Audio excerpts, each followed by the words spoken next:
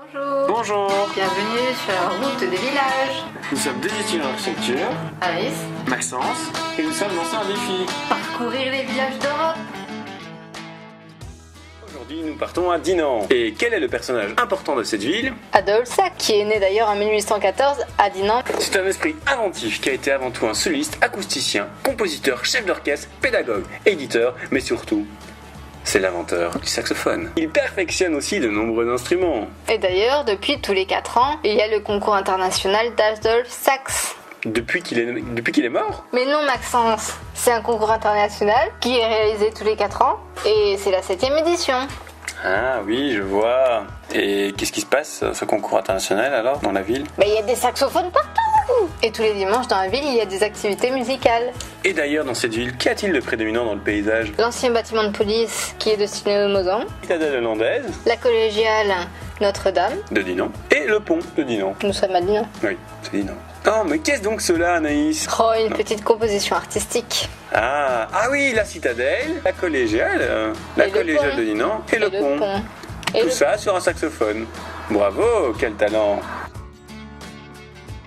En parlant de la citadelle, elle a donc été construite en 1820 par Guillaume d'Orange. On peut y accéder. Il y a les escaliers pour les courageux, mais sinon, il y a le téléphérique. Et ça, c'est mieux. Pour la petite histoire, le premier château fort a été construit par l'évêque de Liège. Au XVe siècle, par Charles le Téméraire. Au XVIe siècle, par Vauvan, qui fortifie et innove le fort. Et ensuite, la vie d'aujourd'hui, avec un magnifique croquis, n'est-ce pas, Anaïs? Mais c'est ton croquis.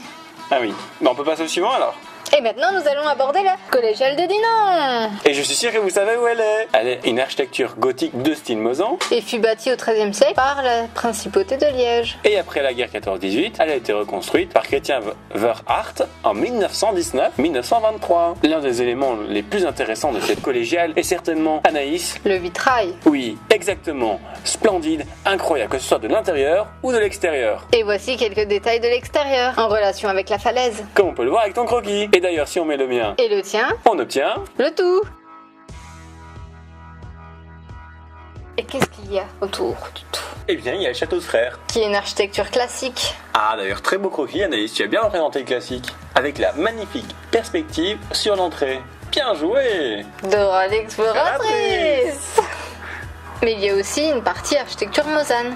Effectivement, qu'on peut voir d'ailleurs sur mon magnifique croquis. Et pour être un peu plus précis, voici quelques photos. Par contre, Anaïs, je me demande, si on met des photos de l'extérieur, ne devrions-nous pas mettre aussi des photos de l'intérieur? Mais il ne faut pas trop en dévoiler non plus. Juste quelques-unes. Mais du coup, alors on va peut-être devoir aussi penser à savoir quelle photo mettre. Oh, je ne sais pas.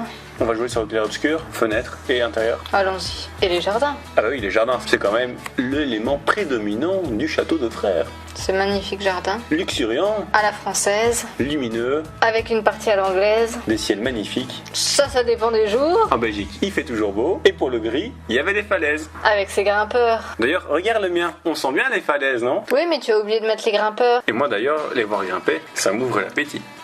Alors allons manger. À la Villa 1900. C'est avant tout un paysage, des contacts humains incroyables et surtout philosophie exceptionnelle. Des personnes qui sont là, prêtes à t'aider, à t'offrir un repas unique, qui est dans un circuit court et qui te permet de comprendre qu'on peut faire un tourisme qui ne soit pas de masse mais durable, en accord avec la région. En accord avec la nature, dans une qualité des produits. Exactement. Bon appétit, mais avant de reprendre la route, n'oubliez pas que notre vidéo ne comprend pas toutes les routes de Dinan. En espérant vous avoir donné l'appétit pour Dinan et ses alentours, pour une bonne route, Abonnez-vous!